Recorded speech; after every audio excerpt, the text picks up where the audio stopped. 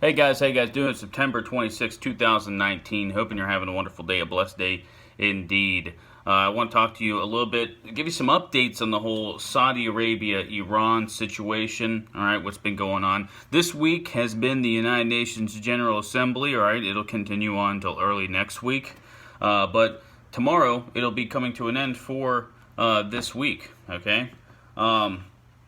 And we were hoping that we were going to see a meeting between President Trump and President Rouhani of Iran, but we did not, okay? Excuse me, oh man. We did see multiple world leaders attempting to set up some sort of mediation between the two. Macron being the spearhead to that, Macron of France, but that did not work out. Iran came out and they doubled down. They stated, hey, listen, as long as sanctions are on, we are not going to be talking, okay? And in their defense, President Trump and the United States of America not only sanctioned the Central National Bank in Iran, but they also sanctioned a few Chinese companies that do trade with Iran, okay? So those sanctions are tightening. They're not loosening, okay? But the U.S. still is providing that maximum pressure campaign. They believe that if they squeeze the Iranian economy enough, that it'll bring them to the table. So far, that has not occurred, okay? Saudi Arabia, coming from their point of view, they want action. After the Aramco oil attack, they have multiple officials in Saudi Arabia have asked for action, okay? Not just economic action, but physical action against Iran. They want Iran to know that they can't hit their sovereign territory and not pay a price, okay? Here's some U.S. deployments happening to Saudi Arabia. And Saudi Arabia today just requested that these deployments happen at a very, very fast pace, okay? So this is what we're sending on their way right now over to Saudi Arabia, all right? 1 Patriot battery, 4 Sentinel radars, 200 personnel, an additional 80 batteries on standby. Those are Patriots and THAAD missile defense systems, okay?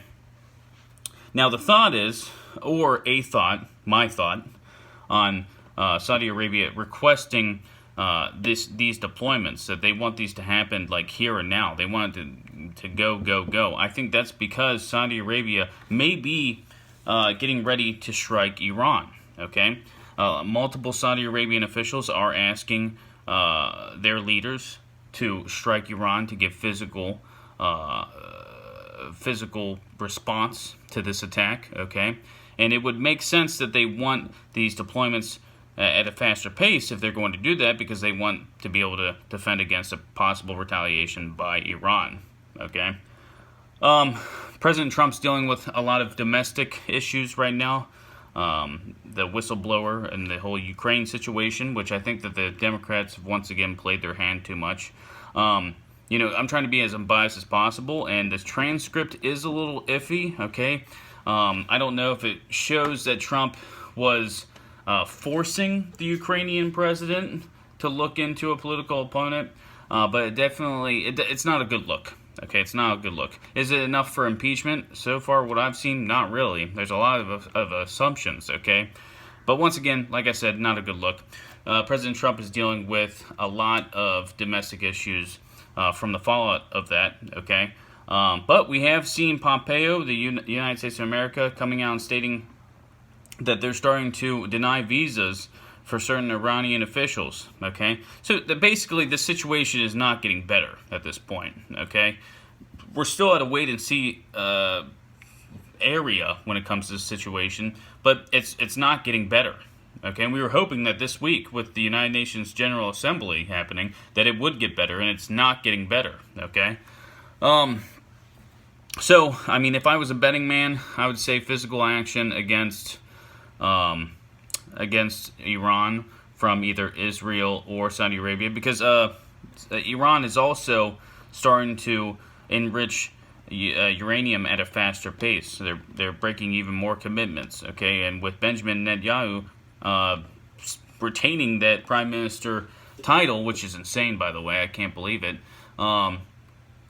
he's going to have a hard line against Iran. Which, if Gantz won, he would have had a hard line against Iran also. Basically, anyone you put into the prime minister office in Israel is going to have a hard line against Iran. Okay, so I do foresee some sort of military action, whether it be a physical attack, a cyber attack, something major against Iran. Okay, in the next 2 to 3 weeks. I think that the United Nations General Assembly will end. Things are not going to get better. Okay, we may see another provocation from Iran. We'll have to see, but things are not getting better, and currently that's where it stands. Okay, now I would love to hear you guys' thoughts. Do you think a 2 to 3 week timeline makes sense? Is it logical? If not, tell me why. Tell me your whole thoughts on this whole situation. I'd love to hear it. Okay, as more information comes out, I'll let you guys know. We'll talk about, we'll discuss it. It's time to grab a beer. It's time to say a few prayers. And as always, it's time to keep our eyes to the skies. God bless.